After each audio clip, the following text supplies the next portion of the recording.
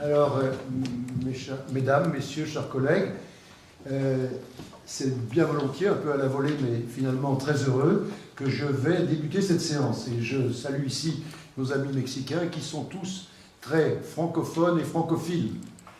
Et s'ils sont là ce soir, c'est à l'invitation de l'Académie, mais ils attendaient ce moment de manière bénie, parce que pour eux, venir en France et participer à nos réunions est un moment important. Vous savez que le Mexique et la France ont de très anciennes relations et que la coopération entre la France et le Mexique, on vous le redira tout à l'heure, je ne veux pas empiéter sur les futures communications, et pour des tas de raisons historiques et culturelles déjà anciennes. En fait, je rappellerai qu'il y a un peu plus de 50 ans, le professeur Mialaré avait signé avec le Mexique des accords de coopération entre nos académies.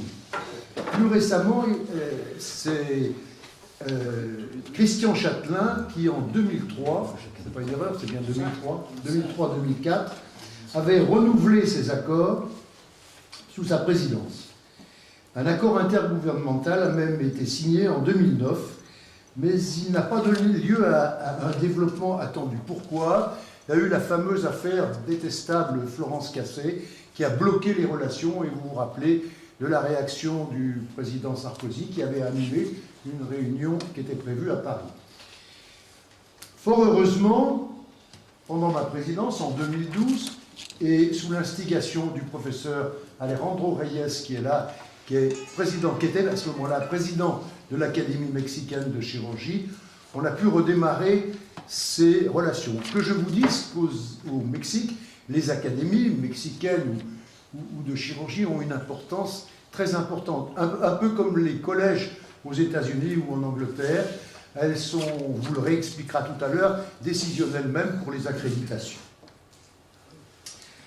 Alors, cette relance a permis d'envisager une stratégie de coopération sous l'instigation des présidents respectifs des académies. J'ai cité ici le professeur Reyes, le professeur Ruelas Barajas, qui était président de l'Académie de médecine, le professeur André Laurent Parodi, qui nous fait l'honneur d'être parmi nous aujourd'hui, qui était à ce moment-là même président de l'Académie de médecine, et moi-même. Nous avons été invités au Mexique et au début de l'année 2013. Alors, je vais vous passer. Et cela a abouti, après de fortes discussions, à un partenariat stratégique concernant ce qui me concerne la transplantation hépatique que je vais vous expliquer un peu mieux. Au cours de cette première séance du 5 février 2013, un accord d'intention globale de coopération a été signé en présence de Madame le ministre Mercedes Juan Lopez, qui est là, qui était ministre de la Santé à ce moment-là. Et cet accord très global instituait une coopération entre nos académies dans l'idée de travailler ensemble. Tout ceci a été précisé et en 2014, nous avons à nouveau participé lors d'un deuxième voyage à la réalisation d'un protocole d'échange concernant la transplantation hépatique. Il faut vous dire que, entre-temps, en 2014, le président Hollande, Madame la ministre de la Santé, Marisol Touraine, Monsieur Martin Hirsch avaient été invités eux-mêmes au Mexique pour officialiser ces accords un peu à la demande gouvernementale du président Nieto. Le président Peña Nieto avait pris la décision d'oublier l'affaire Florence Cassés et de renouer des accords avec la France. Ces accords, au départ, concernent 4 domaines. Le traitement de l'obésité et des troubles comportementaux qui aboutissent aux troubles métaboliques qui sont très fréquents au Mexique, on vous en reparlera tout à l'heure, la cancérologie, les problèmes de couverture sociale et la transplantation. Alors tout naturellement, en tant qu'habitué de la transplantation hépatique, j'ai pris l'affaire en main, et non seulement je l'ai prise en main, je l'ai même amenée à Lyon. Ça peut vous paraître un peu curieux. Ce que je voulais dire, c'est qu'au départ, c'est une volonté gouvernementale. Alors pourquoi cette volonté gouvernementale? Parce qu'au Mexique, la transplantation est répartie, M. Cordoval vous le redira tout à l'heure, dans différents centres de manière un peu imprécise. Et il était rare à ce moment-là d'avoir ce qu'on appelle l'effet volume, qui permet d'avoir de bons résultats avec une faible morbimortalité. Dans l'année où j'y étais, où je suis passé au Mexique, la mortalité avait été de 50%. Le gouvernement avait bien compris le besoin de modifier les choses, de les faire évoluer, et souhaitait que la transplantation soit réalisée dans 4 centres préférentiels, 2 à Mexico, 1 à Guadalajara et 1 à Monterrey au nord. Pour obtenir une concentration des efforts et une hyper-spécialisation de certaines équipes dans l'espoir d'améliorer les résultats.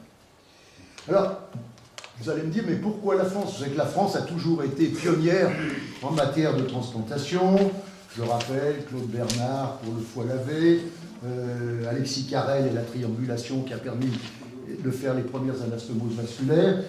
Plus près de nous, enfin, si on peut dire ça, Mathieu Jaboulet, 1906, les 2 premières xénotransplantations de reins sur le membre supérieur, puis plus récemment à Lyon, du Bernard, qui avait fait la première transplantation pancréatique et qui a initié, poussé aux premières transplantations composites de face et de membres.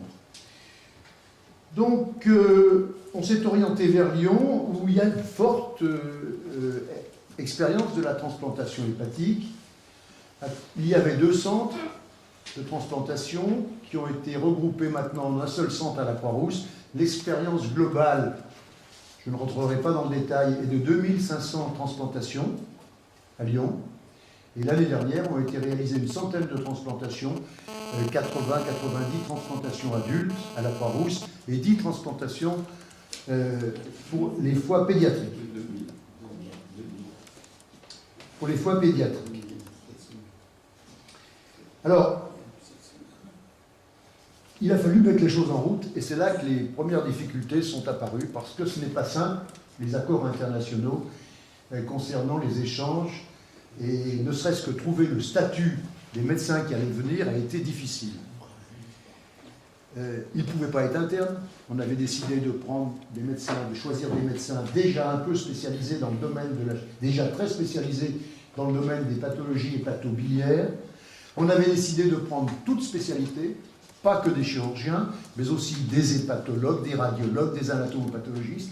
On est même allé jusqu'à concevoir la nécessité d'échanges avec des coordinateurs, car la transplantation, vous le savez très bien, ne réussit pas s'il n'y a pas une très bonne organisation. Et en France, avec l'Agence de biomédecine, avec notre système de coordination et d'attribution d'organes, nous bénéficions d'un système expert qui a été long à mettre en place. J'ai assisté historiquement à la mise en place de toutes les étapes, mais qui fonctionne assez bien actuellement.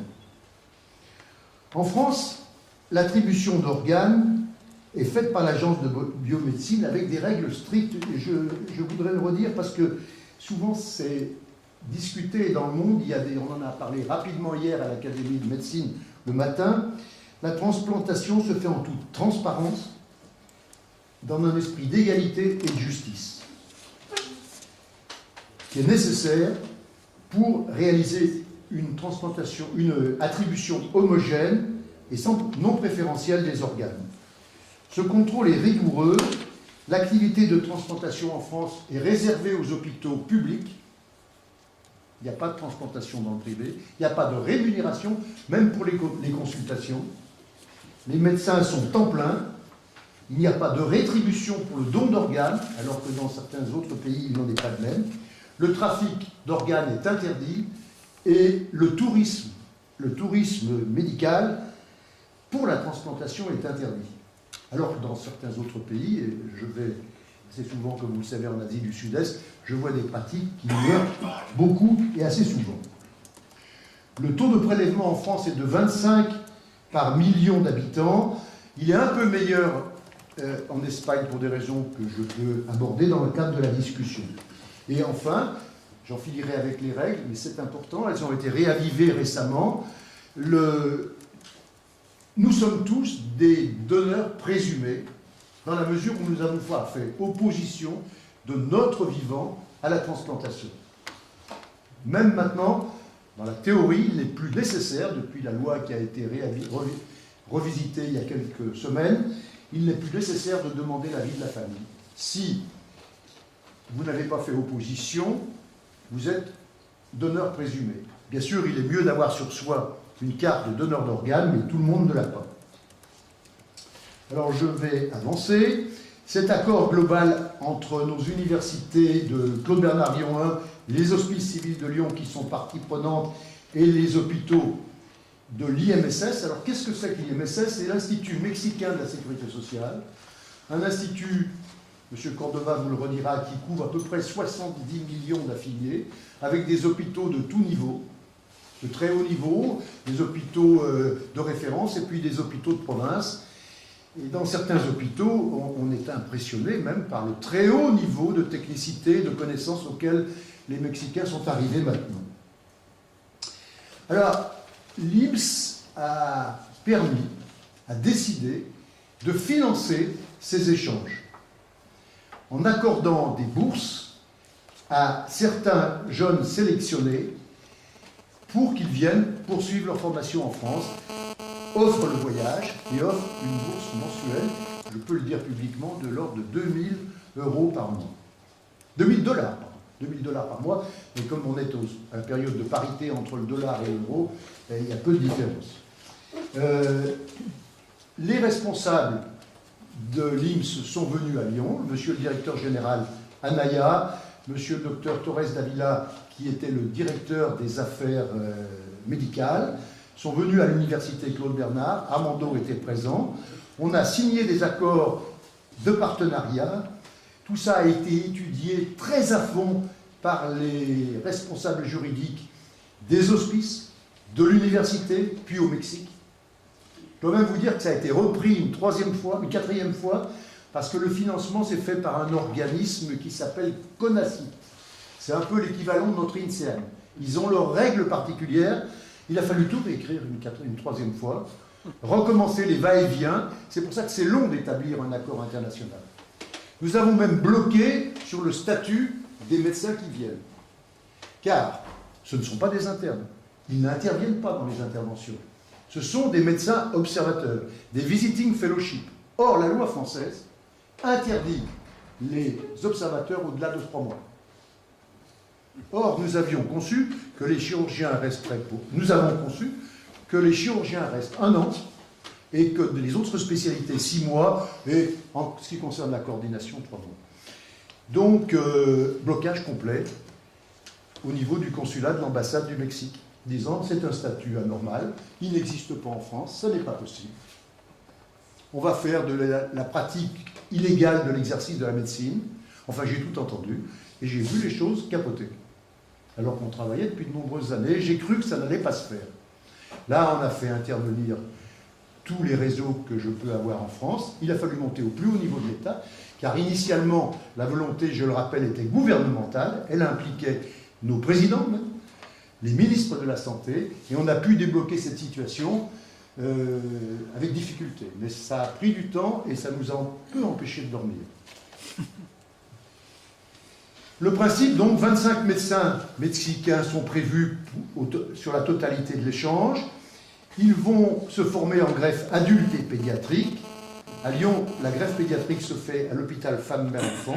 Et maintenant, ce sont des praticiens de la Croix-Rouge qui vont de plus en plus s'activer à l'hôpital Femmes-Mères-Enfants. Les 5 premiers stagiaires sont arrivés en juillet 2015. Le deuxième groupe a commencé en janvier 2016. Actuellement, nous en sommes au 4e groupe. Voici la liste des médecins avec toutes leurs coordonnées qui sont prévus pour la totalité des échanges qui devraient se terminer dans 1 an, 1 an et demi. Voici les premiers qui sont venus à Lyon. C'est une très bonne série. Et le président Enrique Peña Nieto est venu en France, vous vous en souvenez sans doute, en juillet 2015.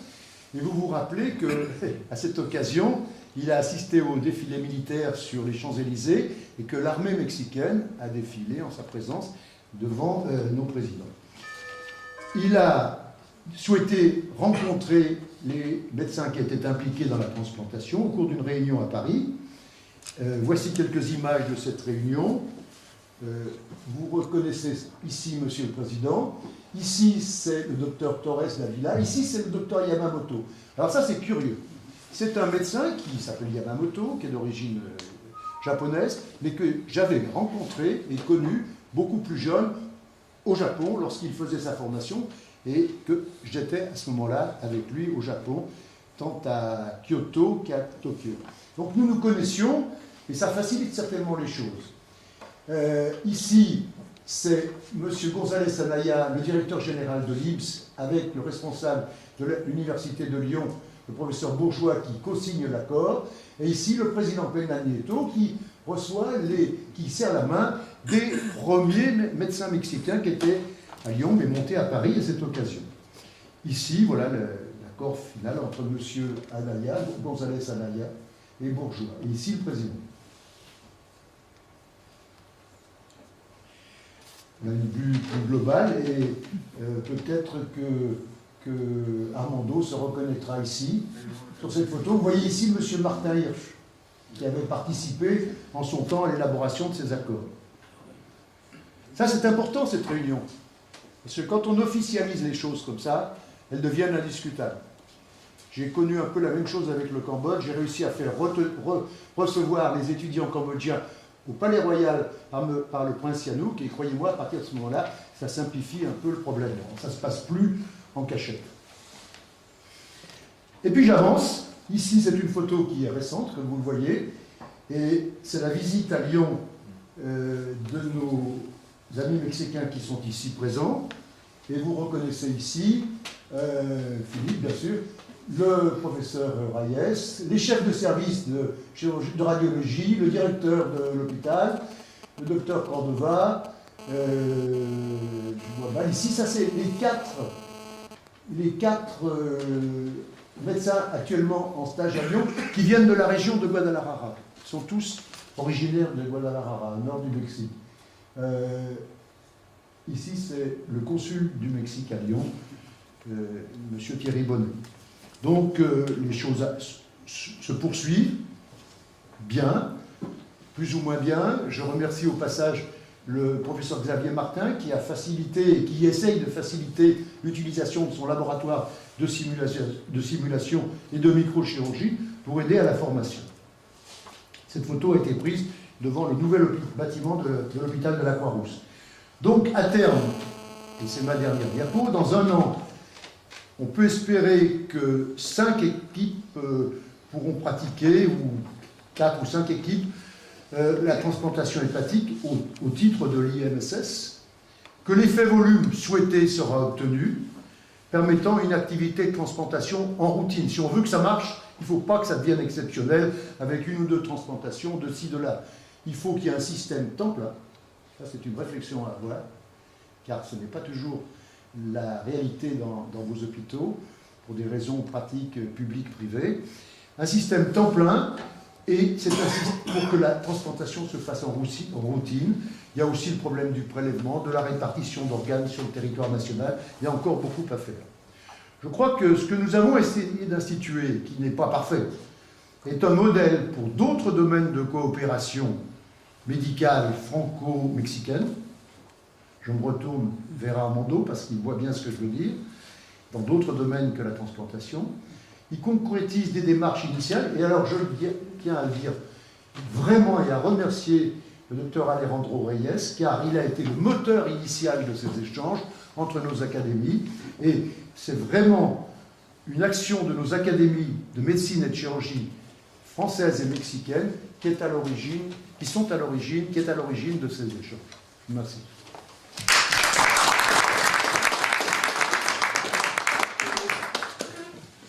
Merci à Jacques Beaulieu pour ce magnifique travail, preuve de ses qualités, son obstination, ne se décourage jamais.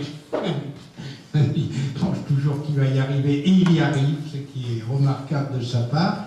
Y a-t-il des réflexions, des commentaires, des questions? Non, les amis mexicains veulent-ils intervenir? Non, ils confirment tout ce qui a été dit. Bien. Il y a un point de discussion quand on fait un échange, c'est de trouver le statut qui concorde avec nos législations. Et les lois sont différentes au Mexique et en France. Ce qui paraît simple au Mexique est très difficile en France pour des raisons liées aux règles administratives.